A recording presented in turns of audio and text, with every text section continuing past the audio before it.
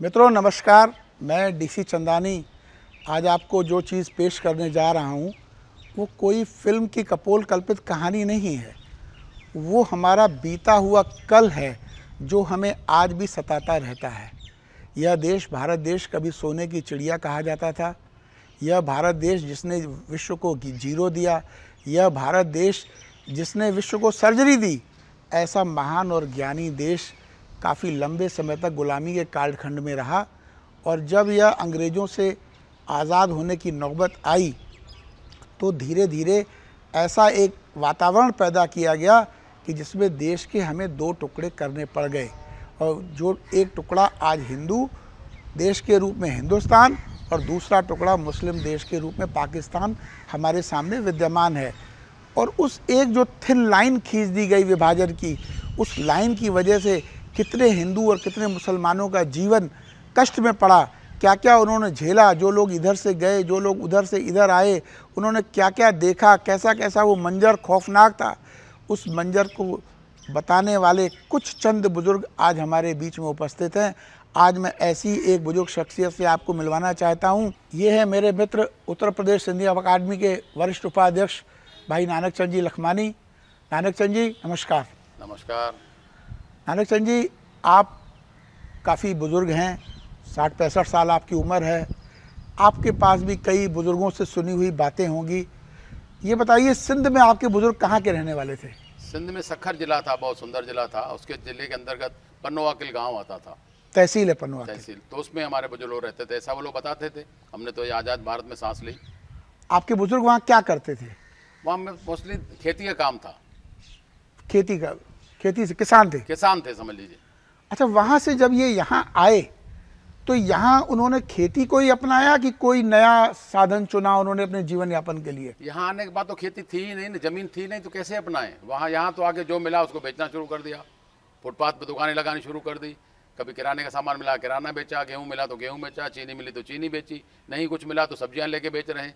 तो उसी से फिर मतलब जैसे भी जीवन चला उसको चलाया गया। बच्चों की तो हैंड टू माउथ है, उसमें रोटी की चिंता थी, बच्चे थे, परिवार थे कि कैसे उनको पालें। यहाँ मकान तो कोई आपके पास था नहीं? कुछ नहीं। तो जब आप वहाँ से अपना भरा पूरा परिवार लेके आपके बुजुर्ग आए तो किसने, सरकार ने आपकी मदद की या किसी संगठन ने आपकी मदद की, किसने आपकी मदद की? वहाँ से आने के बाद जब हम लोगों ने में प्रवेश किया, बंटवारे के बाद तो हिंदुस्तान कहेंगे, हिंदुस्तान में आ गए तो आरएसएस ने हमारी मदद की। आरएसएस ने आपकी मदद की? आरएसएस ने खुल के मदद की। उन्होंने अपने कैंपों में रखा। वहाँ जो भी राशन की सुविधा, खाने पीने की सुविधा, बच्चों के लिए दूध की दही की व्यवस्था सब उन्होंने की, चाहे थोड़े में थोड़ी। उसमें बड़ी दिक्कत थी, हालांकि बहुत परेशानी थी। कैंप में रहना आसान कम नहीं था। लैट्रिन बाथरूम की व्यवस्था नहीं थी, बहनों के लिए छत नहीं थी, बहुत परेशानियाँ थी। लेकिन फिर भी जितनी मदद की तो आरएसएस के लोगों ने मदद की। अच्छा, वहाँ से आने के दो साधन थे, या तो राजस्थान से लोग बाई रोड आ रहे थे या कराची से लोग शिप के द्वारा आ रहे थे। तो आपका परिवार कैसे आया? हमारा परिवार रेल से आया। आपका परिवार रेल से जोधपुर से होते हुए? जोधपुर से होते हुए आया। उन्होंने बताया कि रेलों में भी कितना ठसाठस कैसे लोग भरे हुए थे, कितनी स्थिति दयनीय थी। लेकिन अब आना था तो आना था। दो बच्चे वहाँ थे, बहू वहाँ थी, बेटे वहाँ थी।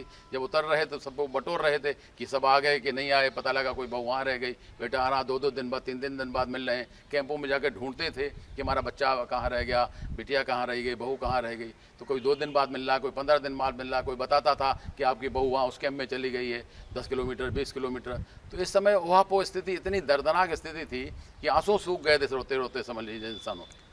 नानक चंद जी, आपकी माता जी, आपके पिताजी आज़ाद भारत में जब यहाँ आके लखनऊ में रहने लगे तो कभी वो उन पुराने मंजर को याद करके शहर उठते थे? कभी कभी उनकी वेदना आपको नजर आई?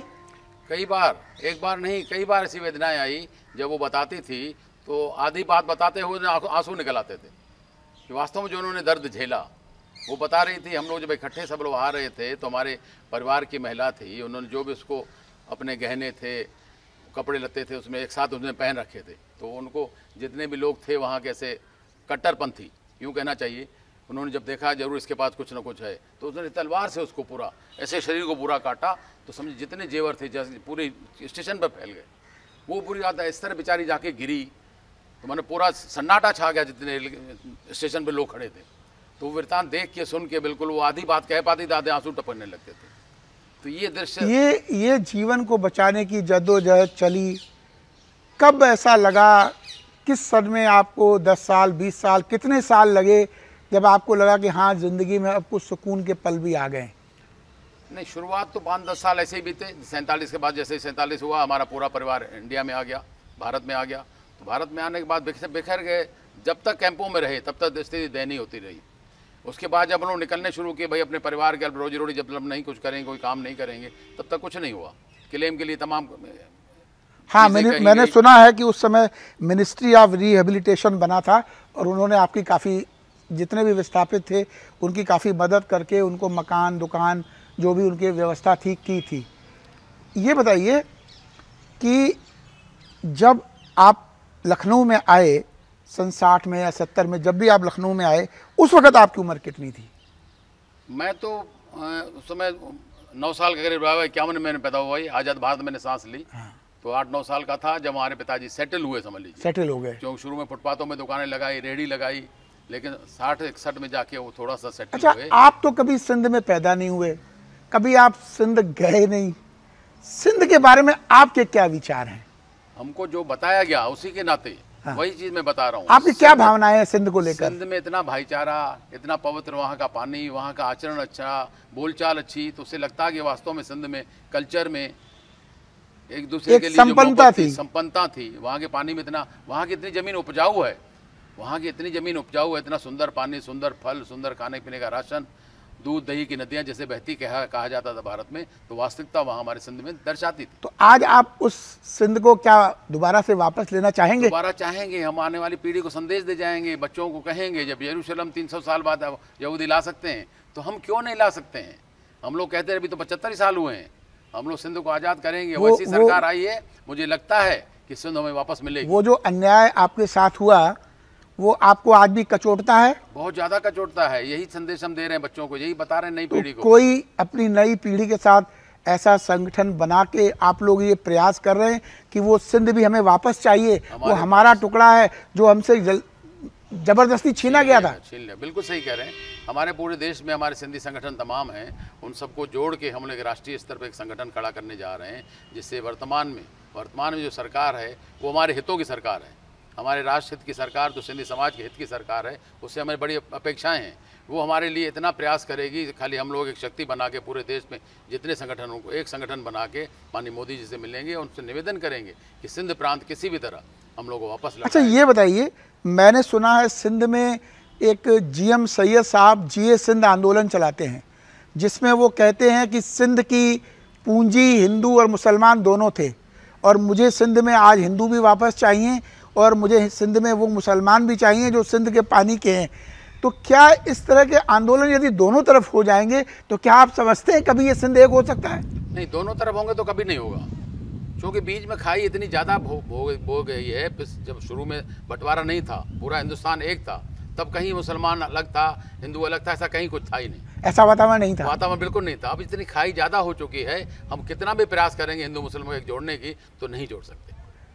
तो सिंध में तो फिर सबका सिंध है ना, आपका भी है, मुसलमानों का भी है, तो जो वहाँ के रहने वाले हैं। स्थिति भारत की भी, भारत भी सबका है।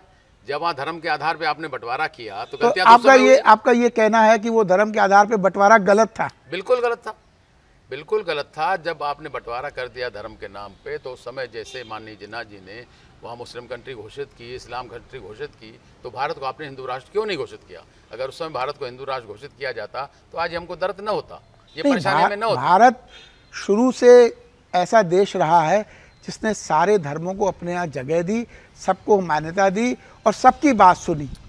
तो भारत से ये कल्पना कर पाना कि भारत हिंदू राष्ट्र बना देते नेहरू जी, वो संभव नहीं था। लेकिन आज के दिन में आपको लगता है कि कभी वो सिंध वापस आ पाएगा आपके पास? आएगा, बिल्कुल आएगा, बिल्कुल आएगा, जरूर आएगा। इस तरह का हम लोग भावना बना के रखें, राष्ट्र हित के काम करते रहें, सौहार्दपूर्ण वातावरण रखें, तो ऐसी सरकार हमारे पास आज है जो मैं सिंध प्रांत लौटा के देगी। ये नानक चंद जी के विचार आपने सुने। नानक चंद जी का कहना है कि ऐसी सरकार हमारे पास है जो इस समय सिंध हमें दे सकती है, और सिंध जो ज़बरदस्ती छीना गया था वो कुछ भाग उसमें हिंदुओं का भी था, वो उनको वापस मिलना चाहिए। इसी विचार के साथ आगे बढ़ते हैं। अगले वक्ता के लिए आगे हम फिर बात करेंगे। नमस्कार। नमस्कार। जय